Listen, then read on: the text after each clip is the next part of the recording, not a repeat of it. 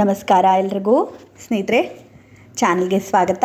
ತಮ್ಮೆಲ್ಲರಿಗೂ ಒಂದು ವಿಶೇಷ ದಿನದ ಒಂದು ಪರಿಚಯವನ್ನು ಮಾಡುತ್ತಾ ಒಂದು ವಿಶೇಷ ಸ್ತೋತ್ರವನ್ನು ಕೂಡ ನಾನು ಈ ವಿಡಿಯೋದಲ್ಲಿ ನಿಮಗೆ ಹೇಳ್ಕೊಡ್ತಾ ಇದ್ದೀನಿ. ಏನು ಅಂತ ಹೇಳಿದ್ರೆ, ನಾಳೆ ಗುರುವಾರ, ವಿಶೇಷವಾಗಿ ನಿಮ್ಮೆಲ್ಲರಿಗೂ ಗೊತ್ತಿರೋ ಹಾಗೆ ಮಾರ್ಗಶಿರ ಮಹಾಲಕ್ಷ್ಮಿ ಪೂಜೆಯನ್ನು ಕೂಡ ನಾವು ನಾಳೆ ಮಾಡ್ತಾ ಇದ್ದೀವಿ. ಅದಲ್ಲದೆ ನಾಳೆ ವಿಶೇಷವಾಗಿ ಪುಷ್ಯ ನಕ್ಷತ್ರ ನಮಗೆ ಪ್ರಾಪ್ತವಾಗಿದೆ ಅನ್ನುವಂಥದ್ದು. ಅಂದರೆ ಗುರುವಾರ ಆಗಿದ್ದರೂ ಕೂಡ ನಮಗೆ ಬೆಳಗ್ಗಿನ ಒಂದು ಜಾವದಲ್ಲಿ, ಅಂದರೆ ಉದಯ ಕಾಲದಲ್ಲಿ ನಮಗೆ ಪುಷ್ಯ ನಕ್ಷತ್ರ ಇಲ್ಲ, ಪುನರ್ವಸು ನಕ್ಷತ್ರ ಇದೆ. ತದನಂತರ ನಮಗೆ 11:34 ನಮಗೆ ಪುಷ್ಯ ನಕ್ಷತ್ರ ಪ್ರಾಪ್ತವಾಗ್ತಾ ಇದೆ ಅನ್ನುವಂಥದ್ದು. ನಮಗೆ ಮೊದಲನೇ ಯಾಮದಲ್ಲಾಗಿರ್ಬೋದು ಅಥವಾ ಎರಡನೇ ಯಾಮದಲ್ಲಾಗಿರ್ಬೋದು, ಗುರುವಾರದ ದಿನ ನಮಗೆ ಪುಷ್ಯ ನಕ್ಷತ್ರ ಪ್ರಾಪ್ತವಾದಾಗ ಆ ದಿನವನ್ನು ನಮಗೆ ಗುರುಪುಷ್ಯಾಮೃತ ಯೋಗ ಅಂತ ಹೇಳಿ ನಾವು ಕರಿತೀವಿ. ಈ ವಿಶೇಷವಾದಂಥ ದಿನ ಈ ಒಂದು ಪುಷ್ಯ ನಕ್ಷತ್ರ ಗುರುವಾರ ಬಂದಾಗ. ಅದಲ್ಲದೆ ಭಾನುವಾರ ಕೂಡ ಪುಷ್ಯ ನಕ್ಷತ್ರ ಬರುವಂಥದ್ದು ಬಹಳ ವಿಶೇಷ. ಅದನ್ನು ರವಿ ಪುಷ್ಯಾಮೃತ ಯೋಗ ಅಂತ ಹೇಳಿ ನಾವು ಕರಿತೀವಿ. ಈ ರೀತಿ ಎರಡು ರೀತಿಯಲ್ಲಿ ನಾವು ಪುಷ್ಯ ನಕ್ಷತ್ರ, ಭಾನುವಾರ ಮತ್ತು ಗುರುವಾರ ಪುಷ್ಯ ನಕ್ಷತ್ರ ಬಂದಾಗ ನಮಗೆ ಬಹಳಷ್ಟು ಯೋಗ ಪ್ರಾಪ್ತಿಯಾಗತ್ತೆ ಅನ್ನುವಂಥದ್ದು.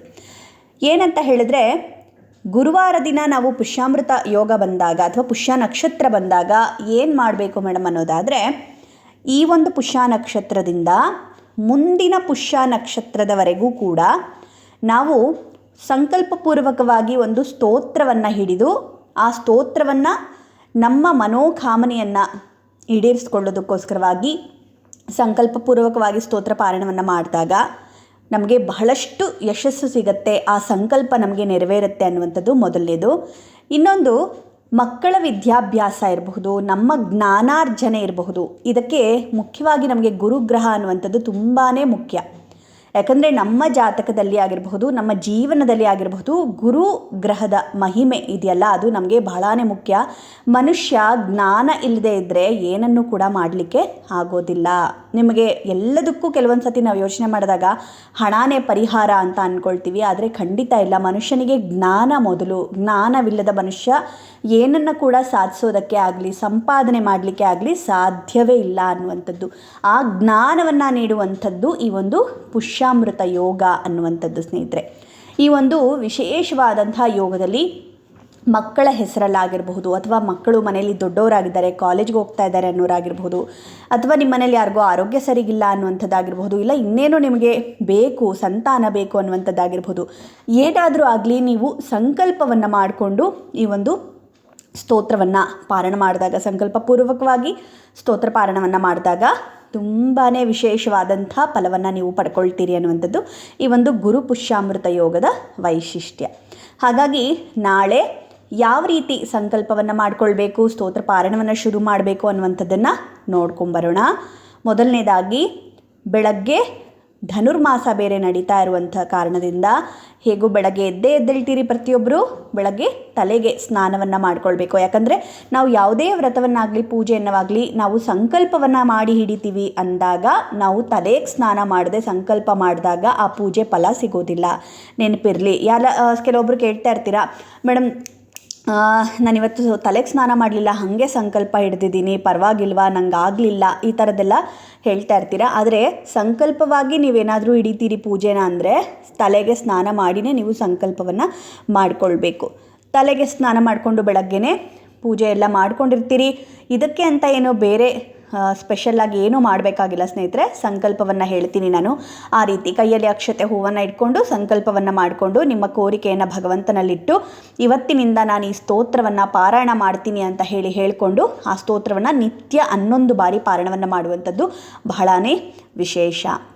ನಮಗೆ ದೋಷಗಳನ್ನು ಮತ್ತು ವಿದ್ಯೆಗಾಗಲಿ, ಸಂತಾನಕ್ಕಾಗಲಿ, ಮದುವೆ ವಿಳಂಬಕ್ಕಾಗಲಿ, ಇದೆಲ್ಲದಕ್ಕೂ ಮುಖ್ಯವಾಗಿ ನಿಮ್ಮೆಲ್ಲರಿಗೂ ಗೊತ್ತಿರೋ ಹಾಗೆ ಜಾತಕವನ್ನು ತೋರಿಸಿದಾಗ ಅವರೇನು ಹೇಳ್ತಾರೆ ಅಂತ ಹೇಳಿದ್ರೆ, ಜಾತಕದಲ್ಲಿ ನಾಗದೋಷ ಇದೆ, ಮತ್ತೊಂದಿದೆ ಅಂತ ಹೇಳ್ತಾರಲ್ವ. ಸೊ ಆ ರೀತಿ ದೋಷಗಳೇನಾದರೂ ನಿಮಗೆ ಇದೆ ಅಂತ ಹೇಳಿ ಯಾರಾದರೂ ಹೇಳಿದರೆ, ಈ ಒಂದು ಗುರುಪುಷ್ಯಾಮೃತ ಯೋಗದಿಂದ ನೀವು ಈ ಸ್ತೋತ್ರವನ್ನು 1 ತಿಂಗಳುಗಳ ಕಾಲ, ಅಂದರೆ ಮುಂದಿನ ಪುಷ್ಯ ನಕ್ಷತ್ರದವರೆಗೂ ನೀವು ಈ ಸ್ತೋತ್ರವನ್ನು ಪಾರಾಯಣ ಮಾಡೋದ್ರಿಂದ, ನಿತ್ಯ 11 ಬಾರಿ ಪಾರಾಯಣವನ್ನು ಮಾಡೋದ್ರಿಂದ ನಿಮಗೆ ಆ ದೋಷಗಳು ನಿವಾರಣೆ ಆಗುತ್ತೆ. ಇಲ್ಲ ಆ ದೋಷಗಳಿಂದ ಬರ್ತಿರುವಂಥ ಕಷ್ಟಗಳು ಕಷ್ಟ ಕಾರ್ಪಣ್ಯಗಳು ದೂರವಾಗುತ್ತೆ, ಕಂಟಕಗಳು ದೂರವಾಗುತ್ತೆ ಅನ್ನುವಂಥದ್ದು, ನಿಮಗೆ ದಾರಿ ಸಿಗುತ್ತೆ, ಏನಾದರೂ ಮಾಡಲಿಕ್ಕೆ ದಾರಿಯನ್ನು ಸಿಗುತ್ತೆ ಅನ್ನುವಂಥದ್ದು. ಇನ್ನು ಮಕ್ಕಳ ಹೆಸರಲ್ಲಿ ನಾವು ಈ ಸ್ತೋತ್ರವನ್ನು ಸಂಕಲ್ಪ ಮಾಡಿಕೊಂಡು ಹೇಳೋದ್ರಿಂದ ಮಕ್ಕಳ ವಿದ್ಯಾರ್ಜನೆಯಾಗತ್ತೆ, ಮಕ್ಕಳಿಗೆ ವಿದ್ಯೆ ಚೆನ್ನಾಗಿ ತಲೆಗತ್ತತ್ತೆ. ಯಾರು ಮಕ್ಕಳು ಓದಲ್ಲ ಅಂತ ಹೇಳ್ತೀರಿ, ಸಾಧ್ಯವಾದರೆ ಆ ಮಕ್ಕಳ ಕೈಲಿ ಈ ಸ್ತೋತ್ರವನ್ನು ಹೇಳಿಸೋದು ತುಂಬ ಒಳ್ಳೆಯದು. ಕಾಲೇಜ್ ಮಕ್ಕಳಾಗಿರ್ಬೋದು, ಪುಟ್ಟವರಾಗಿರ್ಬೋದು, ತೀರಾ ಪುಟ್ಟ ಮಕ್ಕಳು ನಮಗೆ ಅವರು ಓದೋಕ್ಕಾಗಲ್ಲ ಮೇಡಮ್ ಅನ್ನುವಂಥವ್ರು, ತಾಯಿಯಾದಂಥವರು ಸಂಕಲ್ಪವನ್ನು ಮಾಡಿಕೊಂಡು ಪಾರಾಯಣವನ್ನು ಮಾಡಬಹುದು. ಈ ಸ್ತೋತ್ರ ಬಂದು ಸುಬ್ರಹ್ಮಣ್ಯ ಸ್ವಾಮಿಯ ಒಂದು ವಿಶೇಷವಾದಂಥ ಸ್ತೋತ್ರ. ಈ ಸ್ತೋತ್ರವನ್ನು ನಾನು ಡಿಸ್ಕ್ರಿಪ್ಷನಲ್ಲೂ ಕೂಡ ಹಾಕಿರ್ತೀನಿ. ಮೊದಲನೇದಾಗಿ ಸಂಕಲ್ಪವನ್ನು ನೋಡೋಣ. ಸಂಕಲ್ಪವನ್ನು ಕೈಯಲ್ಲಿ ಅಕ್ಷತೆ ಇಟ್ಕೊಳ್ಳಿ, ಒಂದು ಹೂವನ್ನು ಇಟ್ಕೊಳ್ಳಿ. ನಾನು ಸಂಕಲ್ಪವನ್ನು ಹೇಳ್ತೀನಿ, ತಾವು ಕೇಳಿ ತೀರ್ಥ ಬಿಟ್ಕೊಂಡ್ರೆ, ಅಂದರೆ ಒಂದು ಉದ್ಧರಣೆ ನೀರನ್ನು ಹಾಕಿ ಆ ಉದ್ಧರಣೆ ನೀರಿನ ಸಮೇತವಾಗಿ ಅಕ್ಷತೆ ಹೂವನ್ನು ಒಂದು ತಟ್ಟೆಗೆ ಕೆಳಗಡೆ ಬಿಟ್ಟು ಸಂಕಲ್ಪವನ್ನು ಮಾಡಿಕೊಂಡ್ರೆ ಆಯಿತು. ಸಂಕಲ್ಪ: ಮಮ ಸಕಲ ದೋಷ ನಿವಾರಣಾರ್ಥಂ ಅಭೀಷ್ಟ ಸಿದ್ಧ್ಯರ್ಥೇನ ಶ್ರೀ ಸುಬ್ರಹ್ಮಣ್ಯ ಸ್ವಾಮಿ ಪ್ರೀತ್ಯರ್ಥಂ ಶ್ರೀ ಸುಬ್ರಹ್ಮಣ್ಯ ಸ್ವಾಮಿ ಸ್ತೋತ್ರ ಪಾರಾಯಣಂಚ ಕರಿಷ್ಯೆ ಅಂಥೇಳಿ ಆ ಒಂದು ಅಕ್ಷತೆ, ಹೂವು ಮತ್ತು ಉದ್ಧರಣೆ ನೀರು ಇಷ್ಟು ಕೂಡ ನಾವು ತಟ್ಟೆಗೆ ಬಿಟ್ಟರೆ ಆಯಿತು. ಈ ಸ್ತೋತ್ರವನ್ನು ನಾನು ಡಿಸ್ಕ್ರಿಪ್ಷನಲ್ಲಿ ಕೂಡ ಹಾಕಿರ್ತೀನಿ, ತಾವು ಚೆಕ್ ಮಾಡಿ ಒಂದು ಸತಿ. ಸ್ತೋತ್ರವನ್ನು 1 ತಿಂಗಳುಗಳ ಕಾಲ 11 ಬಾರಿ ಪಾರಾಯಣವನ್ನು ಮಾಡಬೇಕು. ಹೆಣ್ಮಕ್ಳಾದರೆ ಮಧ್ಯದಲ್ಲಿ ಪೀರಿಯಡ್ಸ್ ಎಲ್ಲ ಆದಾಗ 5 ದಿನ ಬಿಟ್ಟು ಪಾರಾಯಣವನ್ನು ಶುರು ಮಾಡ್ಬೋದು. ಗಂಡು ಮಕ್ಕಳು ನಿತ್ಯ ಪಾರಾಯಣವನ್ನು ಮಾಡಬೇಕು. ಈ ಸ್ತೋತ್ರವನ್ನು ಬ್ರಹ್ಮ ಮುಹೂರ್ತದಲ್ಲಿ, ಅಂದರೆ ಬೆಳಗ್ಗಿನ ಜಾವದಲ್ಲಿ ಪಾರಾಯಣ ಮಾಡೋದು ತುಂಬ ಬೇಗ ಫಲವನ್ನು ಕೊಡುತ್ತೆ ಅನ್ನುವಂಥದ್ದು. ಸಾಧ್ಯವಾದಷ್ಟು ಬೆಳಗ್ಗೆ ಮಾಡಲಿಕ್ಕೆ ಪ್ರಯತ್ನವನ್ನು ಮಾಡಿ. ಅಕಸ್ಮಾತಾಗಿ 5 ದಿನ ಮಾಡಿದ್ದೀನಿ, 6ನೇ ದಿನ ಮಾಡೋಕ್ಕಾಗಲಿಲ್ಲ, 7ನೇ ದಿನ ಮಾಡೋಕ್ಕಾಗಲಿಲ್ಲ ಅನ್ನೋ ರೀಸನ್ ಎಲ್ಲ ಮಾಡ್ತೀರಾ ಅಂದರೆ ವ್ರತವನ್ನೇ ಸಂಕಲ್ಪವನ್ನೇ ಮಾಡ್ಕೊಳ್ಳೋಕೆ ಹೋಗಬೇಡಿ. ಯಾಕಂದರೆ ಸಂಕಲ್ಪವನ್ನು ಮುರಿದಾಗ ನಿಮಗೆ ದೋಷ ಪ್ರಾಪ್ತಿ ಆಗುತ್ತೆ. ಹಾಗಾಗಿ ಸಂಕಲ್ಪ ಮಾಡ್ಕೊಂಡ್ಮೇಲೆ ಶ್ರದ್ಧಾ ಭಕ್ತಿಯಿಂದ ಪೂರ್ಣ ಮಾಡಬೇಕು ಅನ್ನುವಂಥದ್ದು. ಬನ್ನಿ, ಸ್ತೋತ್ರವನ್ನು ನಾನೊಮ್ಮೆ ಪಾರಾಯಣ ಮಾಡಿ ಹೇಳ್ತೀನಿ, ನೀವು ಕೂಡ ಕೇಳಿಸ್ಕೊಳ್ಳಿ. ಈ ಸ್ತೋತ್ರದ ಹೆಸರು ಸುಬ್ರಹ್ಮಣ್ಯ ಅಷ್ಟಕ ಅಂತ ಹೇಳಿ. ಪಾರ್ವತೀಶ ಪ್ರಿಯಂ ಪ್ರಾಜ್ಞಂ ಗಣೇಶಾವರಜಂ ವರಂ ಕುಮಾರಸ್ವಾಮಿನಂ ವಂದೇ ಸುಬ್ರಹ್ಮಣ್ಯಮಹಂ ಮುದಾ ಸುಬ್ರಹ್ಮಣ್ಯ ಪರಂ ಬಾಲಂ ಬ್ರಹ್ಮಚರ್ಯ ಬಲಾನ್ವಿತಂ ಬ್ರಹ್ಮಜ್ಞಾನ ಪ್ರಸಿದ್ಧ್ಯರ್ಥಂ ಬ್ರಹ್ಮಜ್ಞಾನೀನಮಾಶ್ರಯೇ ಷಣ್ಮುಖಂ ಷಡ್ಗುಣೈರ್ಯುಕ್ತಂ ಸರ್ವಶತ್ರುನಿವಾರಕಂ ಬಾಲಂ ಸರ್ವಬಲೋಪೇತಂ ಸುಬ್ರಹ್ಮಣ್ಯಮಹಂ ಭಜೆ ಪದ್ಮಸ್ತಂ ಪಾವನಂ ಪೂರ್ಣಂ ಪದ್ಮಸಂಕಾಶಮಚ್ಯುತಂ ಸುಬ್ರಹ್ಮಣ್ಯ ಪರಂ ಪ್ರಾಜ್ಞಂ ಬಲಂ ಬಾಲಕನಾಶ್ರಯೇ ಮಯೂರವಾಮನಂ ಶೂರಂ ಸರ್ವದೇವಾದಿವಂದಿತಂ ವೇಲಾಯುಧಧರಂ ಬಾಲಂ ಸುಬ್ರಹ್ಮಣ್ಯಮಹಂ ಭಜೆ ಸುಬ್ರಹ್ಮಣ್ಯಂ ಕಾರ್ತಿಕೇಯಂ ಪಾರ್ವತೀಪ್ರಿಯನಂದನಂ ಭಕ್ತಾನಾಂ ಸರ್ವಪಾಪಘ್ನಂ ತ್ವಮಹಂ ಪ್ರಣಮಾಮ್ಯಹಂ ಮಯೂರವಾಹನಾಶಾಂತಂ ಕಮಲಾಸನ ಸಂಸ್ಥಿತಂ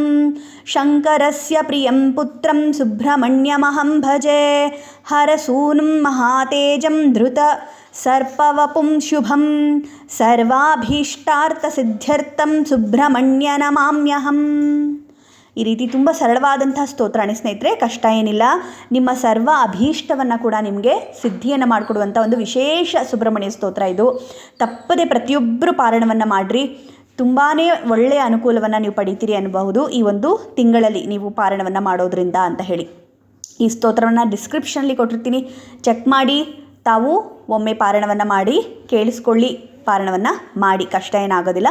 ಅಕಸ್ಮಾತ್ ನಮಗೆ ಪಾರಾಯಣ ಮಾಡಲಿಕ್ಕೆ ಆಗೋದಿಲ್ಲ ಮೇಡಮ್ ಅಂದರೆ 11 ಸರಿ ಈ ಶ್ಲೋಕವನ್ನು ಕೇಳಿಸ್ಕೊಳ್ಳಿ, ಒಳ್ಳೆಯದೇ ಆಗುತ್ತೆ ಅಂತ ಹೇಳ್ಬಹುದು. ಮುಂದಿನ ವಿಡಿಯೋದಲ್ಲಿ ಮತ್ತೆ ಸಿಗ್ತೀನಿ ಸ್ನೇಹಿತರೆ, ನಮಸ್ಕಾರ.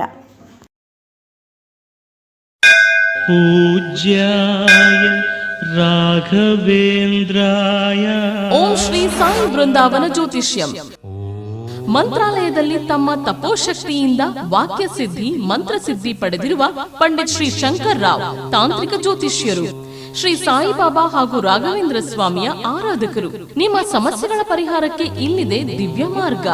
ಡಿವೋರ್ಸ್ ಪ್ರಾಬ್ಲಮ್, ಅನಾರೋಗ್ಯ, ಪ್ರೇಮ ವಿಚಾರ, ಸಂತಾನ, ಸಾಲಬಾಧೆ, ಕೋರ್ಟ್ ಕೇಸ್, ವ್ಯಾಪಾರ, ಮಾಟ ಮಂತ್ರ ತಡೆ, ಶತ್ರುಕಾಟ, ಕೌಟುಂಬಿಕ ಕಲಹ, ಇನ್ನೂ ನಿಮ್ಮ ನಿಗೂಢ ಗುಪ್ತ ಸಮಸ್ಯೆಗಳಿಗೆ ಶ್ರೀ ರಾಘವೇಂದ್ರ ಸ್ವಾಮಿಯ ಮೂಲ ಬೃಂದಾವನ ರಹಸ್ಯ ಬಲಿಷ್ಠ ಪೂಜಾ ಶಕ್ತಿಯಿಂದ ಕೆಲವೇ ದಿನಗಳಲ್ಲಿ ಶಾಶ್ವತ ಪರಿಹಾರ ಶತಸಿದ್ಧ. ವಿಶೇಷ ಸೂಚನೆ: ಅಲ್ಲಿ ಇಲ್ಲಿ ಕೇಳಿ ಎಲ್ಲೂ ಪರಿಹಾರವಾಗದ ನಿಮ್ಮ ಸರ್ವ ಸಮಸ್ಯೆಗಳಿಗೆ ಇಲ್ಲಿದೆ ದಿವ್ಯ ಮಾರ್ಗ. ನಂಬಿಕೆಟ್ಟವರಿಲ್ಲವೋ ಈ ರಾಯರ. ನೀವು ಬಯಸುವ ನೆಮ್ಮದಿಯ ಜೀವನಕ್ಕಾಗಿ ಒಮ್ಮೆ ಸಂಪರ್ಕಿಸಿ. ಮನೆ ವಿಳಾಸ: ಓಂ ಶ್ರೀ ಸಾಯಿ ಬೃಂದಾವನ ಜ್ಯೋತಿಷ್ಯಂ, ಪಂಡಿತ್ ಶ್ರೀ ಶಂಕರ್ ರಾವ್, ತಾಂತ್ರಿಕ ಜ್ಯೋತಿಷ್ಯರು. ನಂಬರ್ 575, 8ನೇ ಮುಖ್ಯ ರಸ್ತೆ, ಶ್ರೀ ಗಣಪತಿ ದೇವಸ್ಥಾನದ ಪಕ್ಕ, water tank, Vijayanagara, Bengaluru. Mobile ಸಂಖ್ಯೆ 9844164416.